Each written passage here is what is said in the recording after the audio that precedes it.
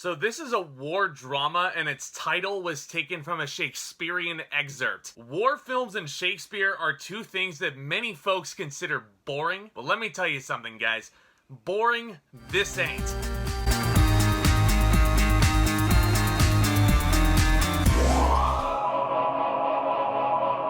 Band of Brothers is an HBO original drama which originally released back in 2001, and I finally got a chance to sit through it. This was created by two Hollywood icons in Steven Spielberg and Tom Hanks, and it stars a bunch of really talented people. And yes, I realize that I am way late to the game on this. I've been wanting to watch this series for a long time. My dad recommended this series to me, and I am so grateful for that. And you know, alas, with a certain movie that I won't be able to see until Friday, here we are. Now, I realize that most of you might be aware of this mini-series. All 10 episodes are on HBO Max right now. If you haven't gotten the chance to do so, absolutely do it. This, of course, dramatizes the history of Easy Company, 2nd Battalion, 506th Parachute Infantry Regiment of the 101st Airborne Division. And it starts with their training in the US, where they're jumping out of planes, all the way through its participation in major actions in Europe in World War II, up until Japan's surrender. And the events depicted here are based on a book of the same name, researched by Stephen E. Ambrose, and it actually does record interviews with Easy Company veterans and survivors. And that's one of the things that I really dug about Band of Brothers. It's kind of the format. Going into it, I just assumed that this was going to be all documentary, centered around World War II and Easy Company and their involvement in it. But I was very surprised to find a fair mix between documentary and dramatization. Not that all documentary would have been bad, but you know what? I'm a sucker for narrative storytelling, and I think this series does a wonderful job telling an amazing story about a bunch of brave young men who all became like a brotherhood, basically. The clue is in the title, guys. Now, a lot of my favorite war dramas of all time have had one constant here when I've talked about them on the channel. The way that these war scenes are helmed in my favorite war dramas really highlight the savagery of war and the horrific elements. Band of Brothers amplifies that by 100. There is a scene in here where a soldier, this poor guy, he's on a stretcher, and there's a medic who has to force one of his arteries back in, and like, I'm never gonna forget it. Like, I had sympathy pains for them. And I think the series does an excellent job not only balancing the documentary and dramatization formats, as I've mentioned, and it glorifies the sacrifices that millions of ordinary young men took back in the day. But then those are balanced out with the terrifying elements of war. And honestly, a lot of these war scenes I'm never gonna forget them, guys. Every single episode has one of those to offer, and it is shot brilliantly. The cinematography, oh boy, it's among some of the best I've ever seen in a war drama. The acting in this series from everybody involved is absolutely incredible.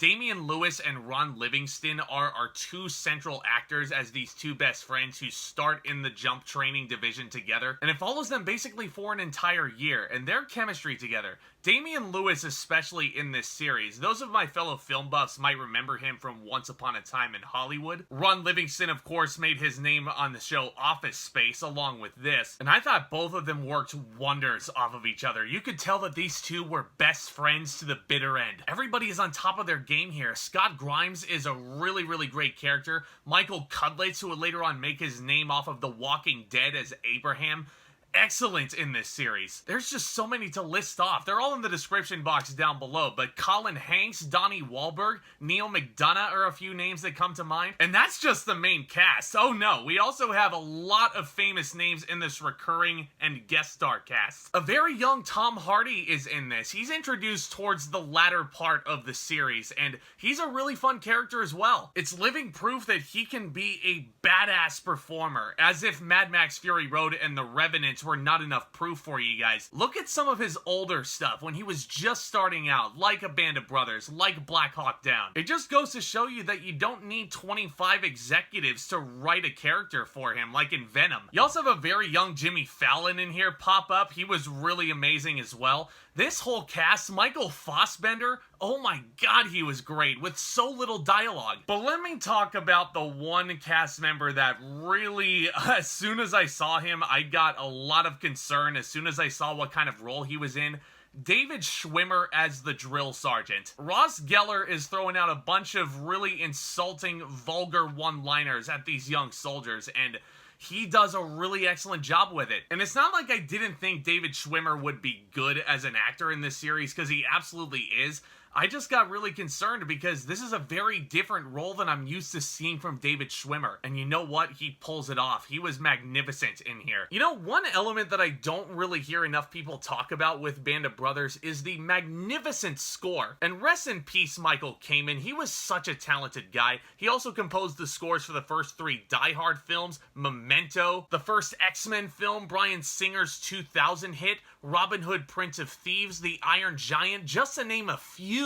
And his main theme here with this so regal intro, it's nothing short of iconic. And the music can range from bombastic and proud all the way to the quiet and intense. He really captured the tone of every single scene beautifully, I thought. Obviously, in terms of storytelling, this is a magnificent series. The writing is so on par through every single episode. Very, very funny at times as well, which I was very, very surprised by. It's not overly somber like you'd expect most war films to be. This is really, really hilarious what some of these guys are saying to each other. The insults that they throw at one another, you can tell that they're brothers. Maybe not by blood, but they're brothers. And revealing the names under the talking heads that we were getting on the documentary portion, absolutely a brilliant idea. But I will say that if I were to really, really nitpick some of these episodes here, I did notice kind of a pattern here. Like, some episodes would start with the documentary, it would go into this big strategic talk, and then a battle scene, scrub, rinse, repeat. There were only a couple of episodes that were like that, and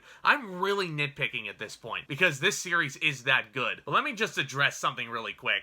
A lot of people, because Steven Spielberg and Tom Hanks were the 2 guys that created this, a lot of people are bound to draw comparisons to Saving Private Ryan, and I'm not gonna lie, I was one of those people. I mean, similar production design, similar directing methods, similar grimy cinematography. I mean, it all feels like in Scream Saving Private Ryan. They're literally just identical cousins. But honestly, when you compare this series so much to what I consider the greatest war film ever made, only came out 3 years prior to Band of Brothers, by the way, I feel like that's the greatest form of flattery that you can give this. And Band of Brothers certainly deserves all the accolades that it received back in 2001. It still holds up incredibly well 21 years later. I'm gonna give Band of Brothers an A. Aside from a couple little meandering plot issues and a couple of repetitive formatting, this is a phenomenal series that I highly recommend you guys check out if you haven't already. But let me know what you guys thought of Band of Brothers down in the comments section below. I'm dying to know what you guys think of this, if you've seen it, of course. If you haven't seen it yet, let me know if this made you look forward to checking out the series or if it inspired you to check it out, all down there. Let's go ahead and have a further discussion, because obviously I love creating this content. I love putting it out there for you guys and starting the discussion.